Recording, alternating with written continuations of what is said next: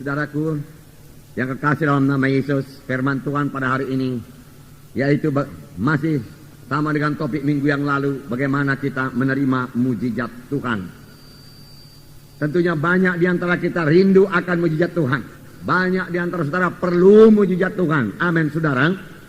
Ya. Mujizat Tuhan terjadi kalau Tuhan menjawab doa kita.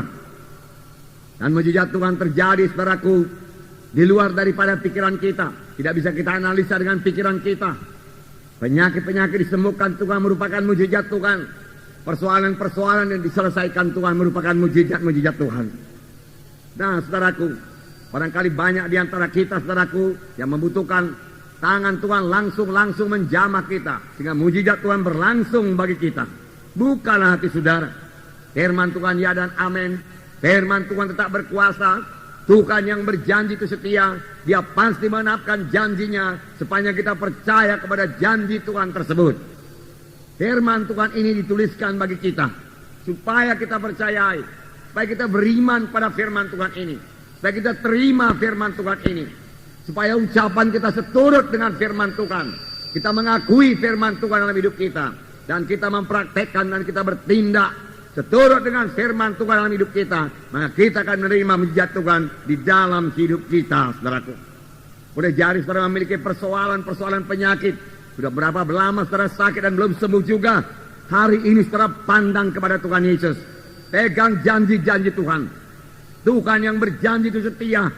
Tuhan berkata, oleh bilur-bilurku engkau sudah sembuh. Berarti oleh bilur-bilur Yesus kita sudah sembuh, saudaraku. Saudara boleh jadi persoalan keluarga, saudaraku.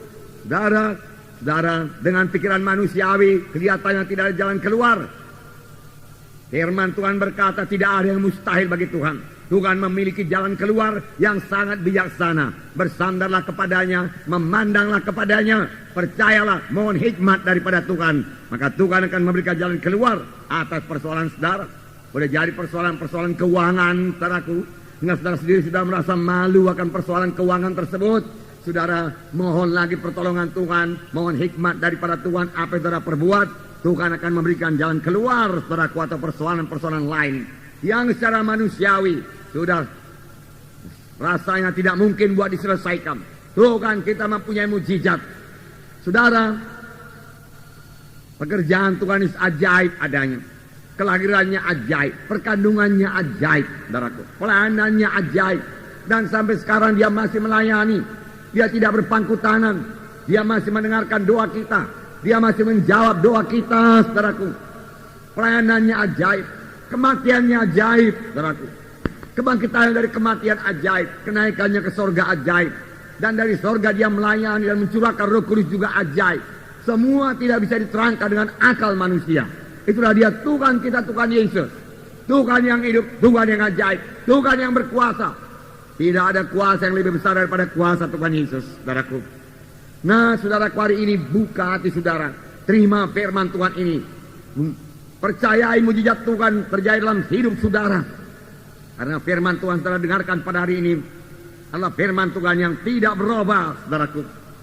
Banyak orang telah menerima mujizat Tuhan. Dari kesaksian-kesaksian tiap-tiap minggu dalam berita iman, telah melihat bagaimana kuasa Tuhan bekerja dalam hidupnya. Bagaimana Tuhan mengobatkan hidupnya. Tidak terkecuali bagi saudara juga yang membutuhkan mujizat Tuhan pada hari ini. Kita akan membaca Yosua pasal 6 ayat 1 sampai 20. Ini sambungan dari Yosua pasal 3 yang kita baca minggu yang lalu. Bukalah kitab saudara Yosua pasal 6 ayat 1 sampai 20. Kita baca bersama-sama. Dalam pada itu, Jericho telah menutup pintu gerbangnya. Telah tertutup kota itu karena orang Israel. Tidak ada orang keluar atau masuk. Berfirmanlah Tuhan kepada Yosua, ketahuilah, aku serahkan ke tanganmu Jericho ini beserta rajanya dan pahlawan-pahlawannya yang gagah perkasa. Haruslah kamu mengelilingi kota itu, yaitu semua prajurit harus mengedari kota itu sekali saja. Demikianlah harus sekolah perbuat 6 hari lamanya. Dan 7 orang imam harus membawa 7 sangkakala tanduk domba dengan tabut. Tetapi pada hari yang ke-7, 7 kali kamu harus mengelilingi kota itu, sedang para imam meniup sangkakala. Apabila sangkakala tanduk domba itu panjang bunyinya, dan kamu mendengar bunyi sangkakala itu, maka haruslah seluruh bangsa bersorak dengan sorak yang nyaring, maka tembok kota itu akan runtuh. Lalu bangsa itu harus memanjatnya masing-masing langsung ke depan. Kemudian Yosua bin Nun memanggil para imam dan berkata kepada mereka, angkatlah tabut perjanjian itu, dan 7 orang imam harus membawa 7 sangkakala tanduk domba di depan tabut Tuhan. Dan kepada bangsa itu dikatakannya, majulah, kelilingilah kota itu, dan orang-orangnya bersenjata harus berjalan di depan tabut Tuhan.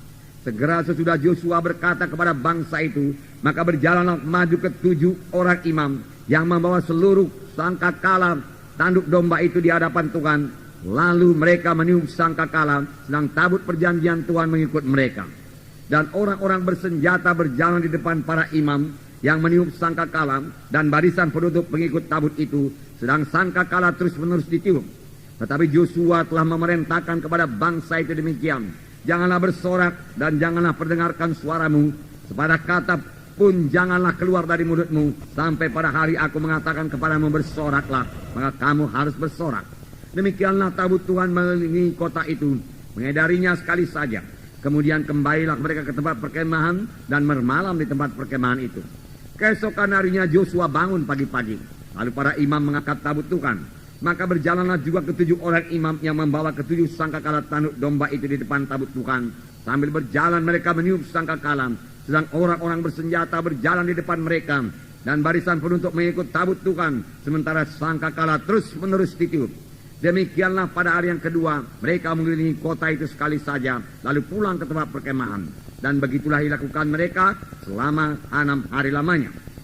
Tetapi pada hari yang ke-7 mereka bangun pagi-pagi ketika fajar menyingsing dan mengelilingi kota 7 kali dengan cara yang sama. Hanya pada hari itu mereka mengelilingi kota itu 7 kali.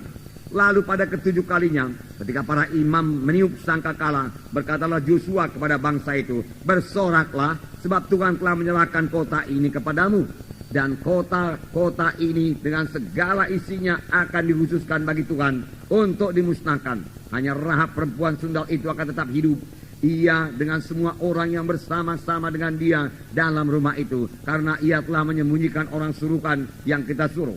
Tetapi kamu ini jagalah dirimu terhadap barang-barang yang dikhususkan untuk dimusnahkan, supaya jangan kamu mengambil sesuatu dari barang-barang yang dikhususkan itu setelah mengkhususkannya, dan dengan demikian membawa kemusnahan atas perkemahan orang Israel dan mencelakakannya.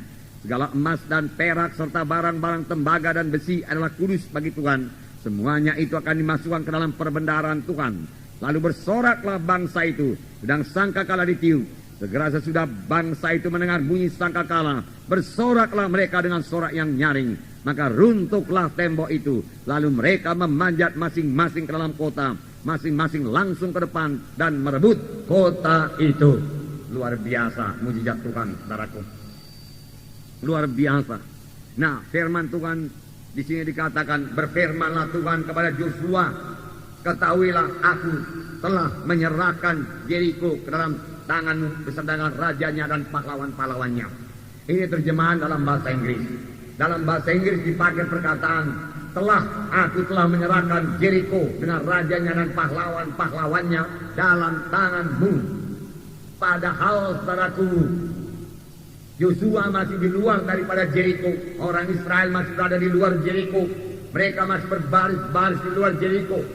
Yeriko tertutup pintunya. Yeriko memiliki benteng yang besar, benteng yang teguh, benteng yang tinggi.